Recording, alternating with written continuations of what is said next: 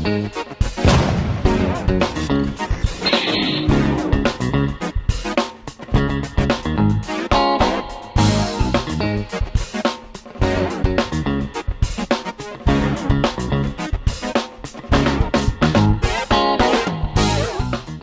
everyone, welcome back to Nat's Knackers Yard. Are we Nat? This will be my Knackers Yard. It is a bit early on a Sunday. I don't know why I've woken up quite so early and I'm ready quite so early, but the dog is ready. I'm looking for dog walkers, aren't you, bud? Oi! Right, I'm going to get the main drive out of the old swing arm now for those just joining. The reason I'm not using this one is that big gaping hole that I possibly could have welded up, but it's such a critical point I didn't really want to risk it. So I've got my slide hammer and let's see if I can get it out and I'll get you set up to watch. Okay, so 25mm puller, squeeze in. I think it's just going to be on that edge, frankly. Oh, croaky this morning. Let's get this dialed in.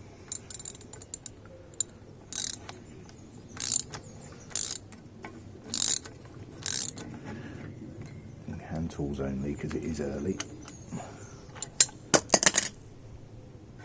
Right, that isn't going anywhere fast. My lovely new slide hammer.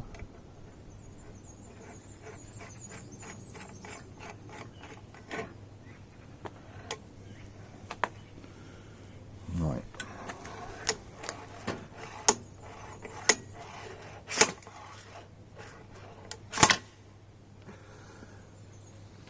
How simple was that? I'm slightly depressed. Why are you upset that things work, Nat? Is it just because you're used to things not working? Now, that doesn't look too bad. It could probably do with a clean and a fresh greaser.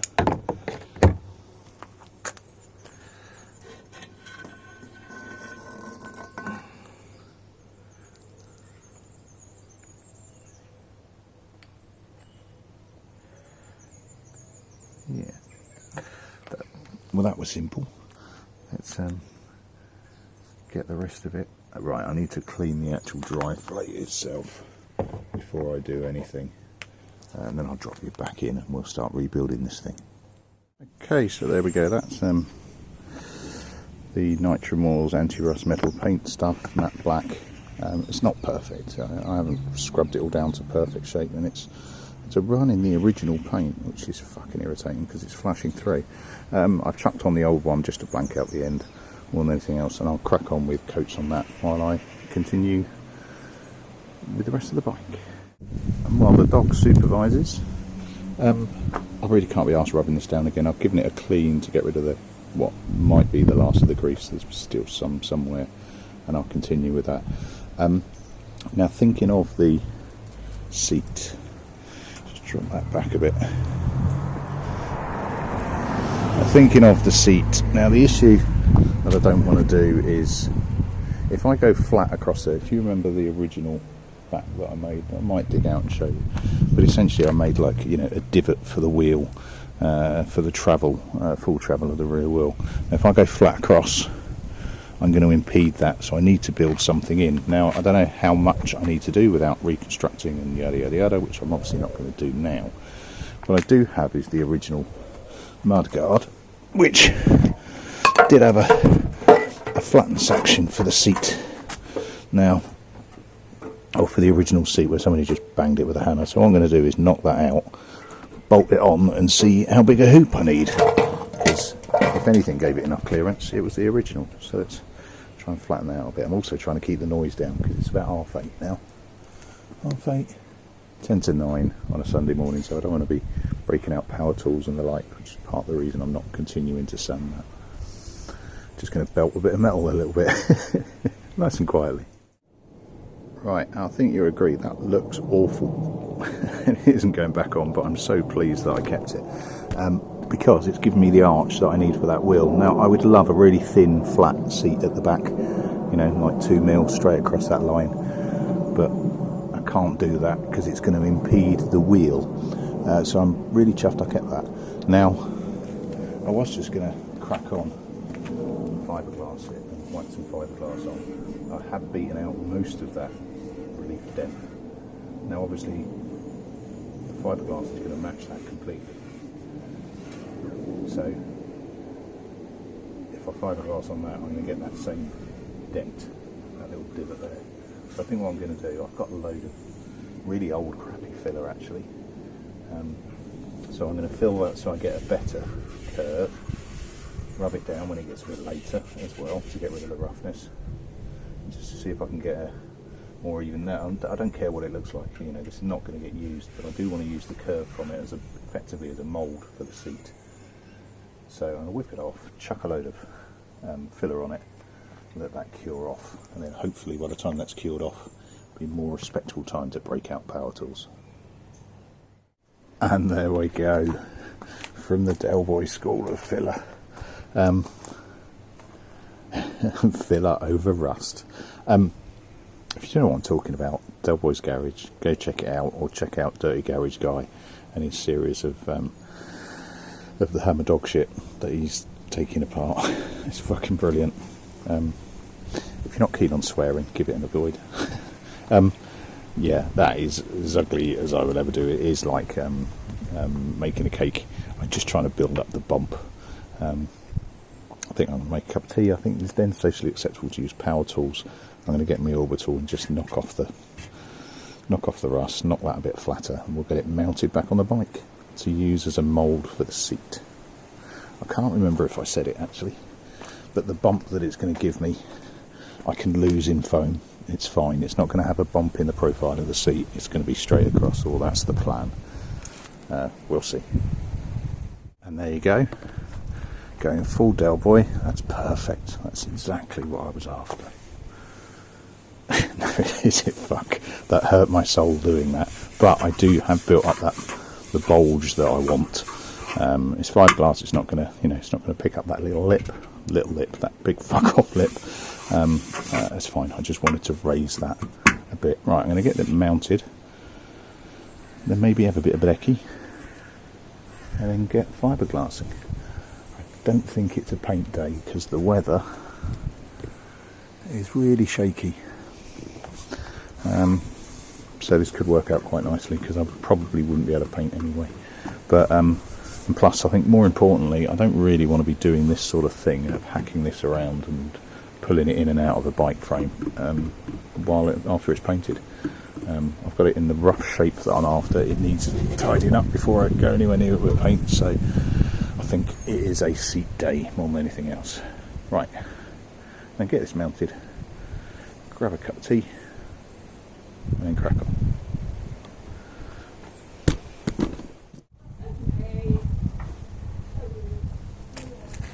Right, to the sounds of my wife and my daughter baking in the background. I've got my kit. This is the fiberglass knitting.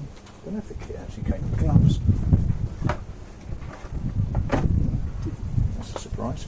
That was a surprise too. I'm really now just working out what I've got, how much I've got. Morning, you're right. Tons of it is the simple answer.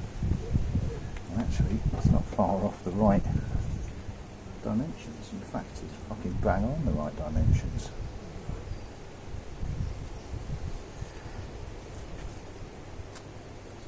Oh, bugger me.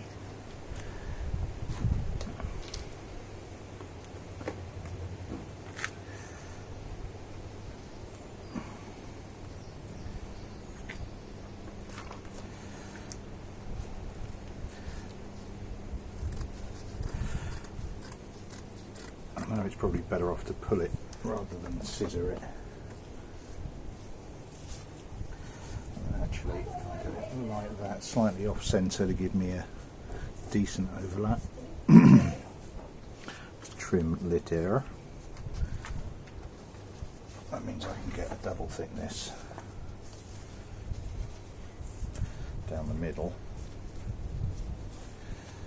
Not a lot of matting, has to be said.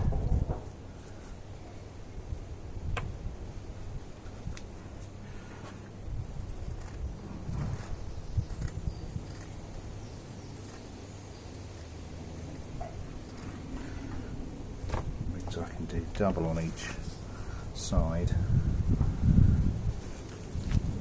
And if I strip this down the middle, I can go down the edges twice as well.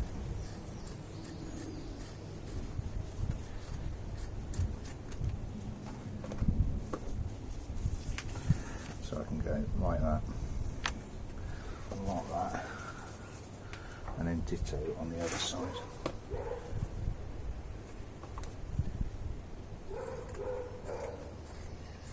It's beautiful. Successful bake. So I can go like that and like that. I think that's the most efficient use of what I have. Right. Now with me still limping like an utter buffoon. Professional use only, really.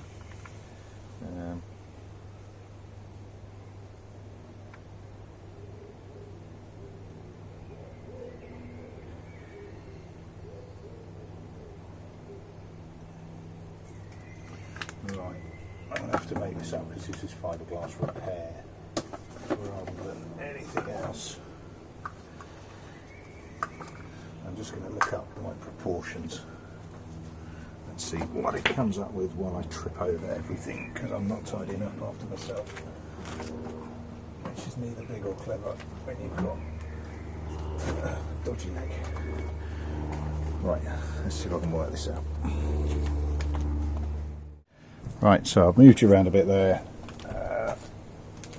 So it's 1p per 10 mil, 500 mil there, 500 p's. I'm just going to mix the lot in, frankly. I've got dodgy leg still. I've got my little stirrer set up. Got everything down here. I'm just going to leave it running and you can see what you can see.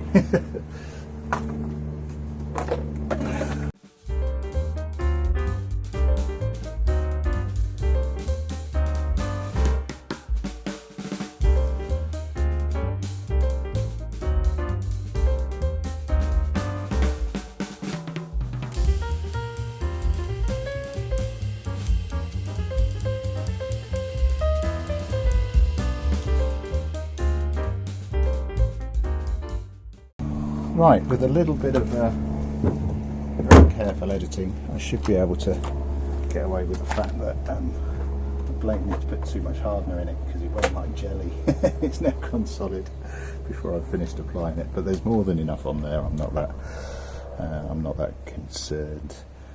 It's nice and wet. I've got no real light patches. Or what he says, you're fibbing. You're fibbing that. A little white patch there. It turns out that idea of the mould was probably the best thing I could have done. That's warm. That chemical reaction's kicking through. Yeah, I'm not itchy. You may notice I've changed my shirt. I did go for a long sleeve shirt, but I think we're about there. Let me just give you a bit of a zoom round.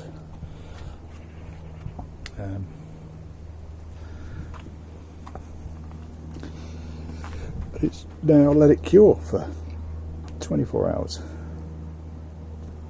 which is cool.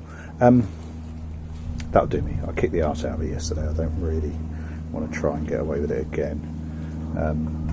I'll leave the driving element of the shaft to cure.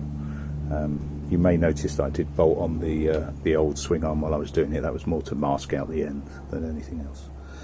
Right, that'll do me. An early finish for me. It's before 12 o'clock, but I do get the feeling that really should be doing something different today. I don't think this weather's going to last, so let's sneak some family fun out of it. while the old man literally limps along next to him. Cheers all, I'll catch you later. Ta-da.